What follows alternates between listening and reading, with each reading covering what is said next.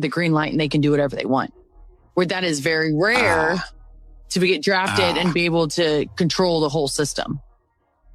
Right. Was CeCe making decisions like? Yeah. With it? Yeah. As she should. As she should. But I also think that Put an end to everything. What the league attempted to hide was now confirmed by Sophie Cunningham. Not only did Caitlin Clark disagree. Using the system of Stephanie White.to play her own game, she had to take it apart by force, piece by piece. This is what no one is connecting to. This wasn't a novice getting used to playing basketball professionally. A coach who brought the wrong playbook to the wrong team went up against a generational talent.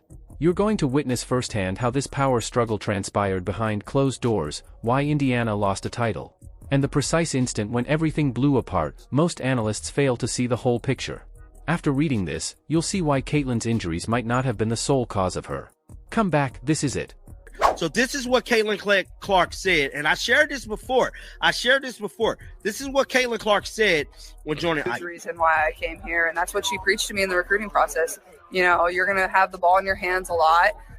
And I think a lot of my final schools kind of had that same look, but I think the read and react offense that we run was super important for myself. You know, you're making basketball reads. It's not a set. You're not being told what to do every single time you come down the floor. You're just playing the game you love. You're flowing freely. You're playing off your teammates. And that was super, super important for myself. And I think also the past success of what they've done, like it was proven that it was very successful. They've proven that they're a great offensive team. So that really... Pay close attention to those words. The ball will be in your hands a lot. Read the offense and respond appropriately. You are not always instructed on what to do. You're just having fun while playing the game you love. That's Caitlin outlining her reasons for picking Iowa. That's how she plans to succeed. Watch what Stephanie White did now.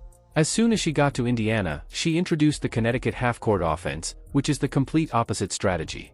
Organized. Under control. Designed with Dana Bonner's careful scoring in mind rather than Caitlin's fast-paced style.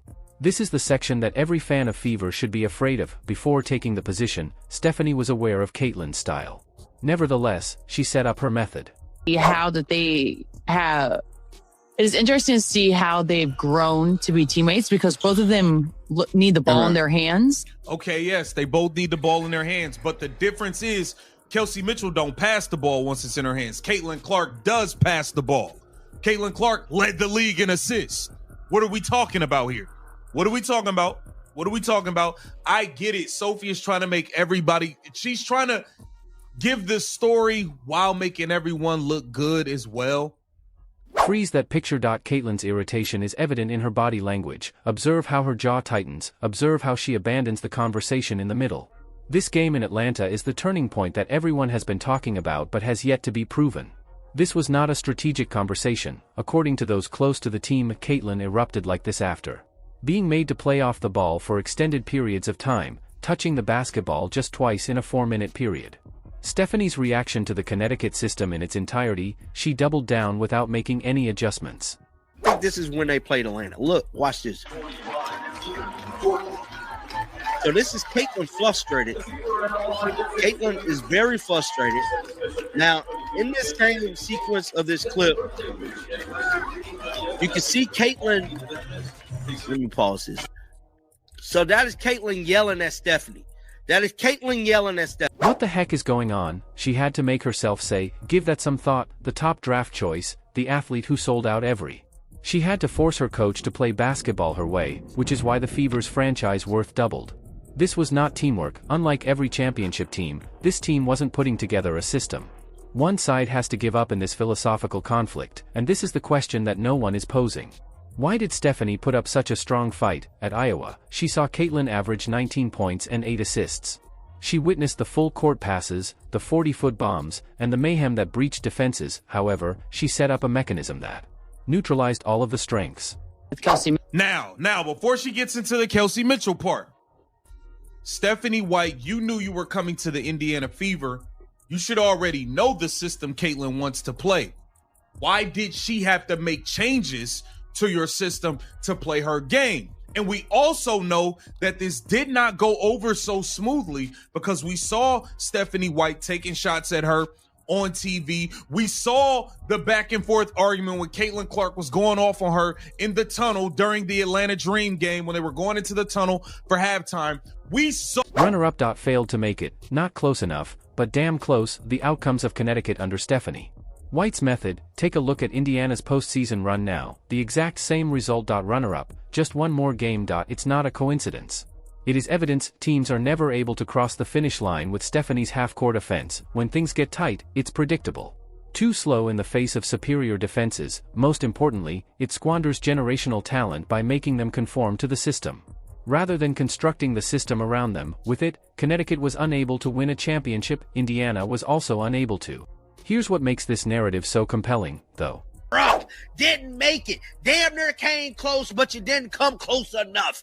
Ain't that what happened in Connecticut with this same damn offense she was running?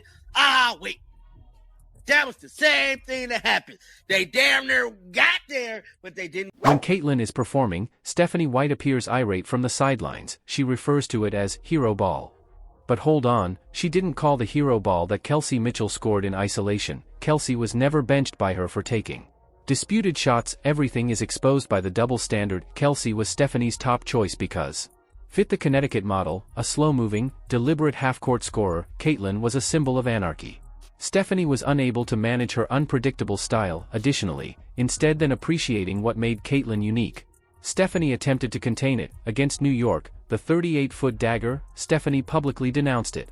The logo threes that discouraged rivals, not in the offense, the full-court passes that produced simple layups, too dangerous. All of Caitlin's weapons were branded as problems rather than solutions. Let me see. Because those types of athletes, they get to come into an organization, they have the green light, and they can do whatever they want. Where that is very rare to get drafted and be able to control the whole system. Right. Was CC making decisions like? Yeah. Within, yeah. As she should. No way. As she should, but I also think that Ooh. Go ahead. That's crazy. I didn't realize that. She's just young. I just didn't think that. But when you have a generational talent like that, she should have a lot to say. After the Atlanta game's intermission, something shifted, and it persisted into the Dallas game. Caitlin stopped requesting permission. She took custody of belongings. She dismissed plays with a wave, regardless of what the clipboard showed. She ran her attack. Stated, and you know what took place? The Fever had its best basketball run of the year. Caitlin's consumption rate increased dramatically. Her assists skyrocketed, the speed quickened. Indiana appeared to be unbeatable at first, but injuries turned everything upside down.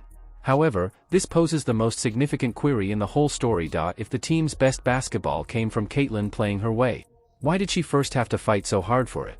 The system, Mike said. Sophie Cunningham confirms that many of us knew this. Caitlin Clark has a lot to say. Will have a lot to say over the offensive system. Anyone that knows ball knows something changed after halftime of their Atlanta game. And you're supposed to work with her to develop the system. What appeals to you? What specifically do you want to run here? You can optimize generational talent. LeBron's drive and kick game were the foundation of his teams. The foundation of Steph Curry's Warriors is his gravity and motion. The foundation of Luka Doncic's Mavericks was his skill at pick and roll. You don't write a transcendent player and compel them to use your previous system. You create a new system that enhances their abilities. Stephanie White took the opposite action, arriving with a pre-arranged plan. She implanted it without Caitlin's input, and then pretended to be shocked when her potential wasn't realized. The haughtiness is astounding. It is illegal to waste talent.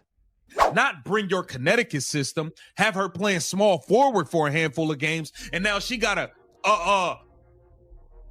change the system and enforce her power. Come on now. You got to read between the lines on some things. Here. Mitchell, like those two, it is very interesting to see how that they have. It is interesting to see how they've grown to be teammates because both of them need the ball in their hands. I believe it had to do with the Stephanie White system. Kelsey Mitchell was just cleared of any conflict with Caitlin by Sophie. She is correct. Two-player chemistry was never a factor in this. Caitlin and Kelsey might get along just fine.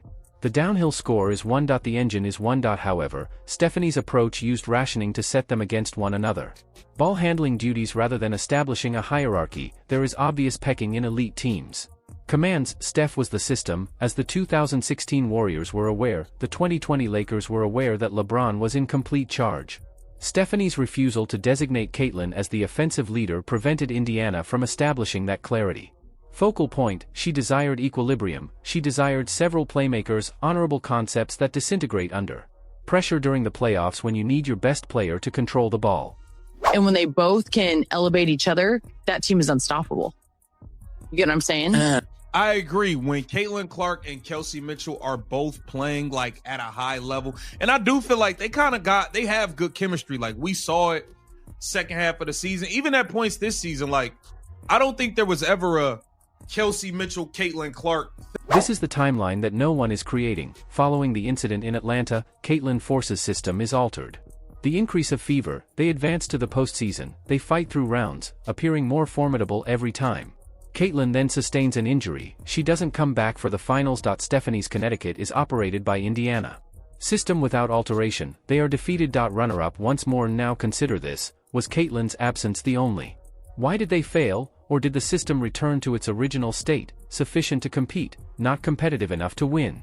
Because this is the unpleasant reality, Caitlin-less basketball gave Stephanie the championship run she desired.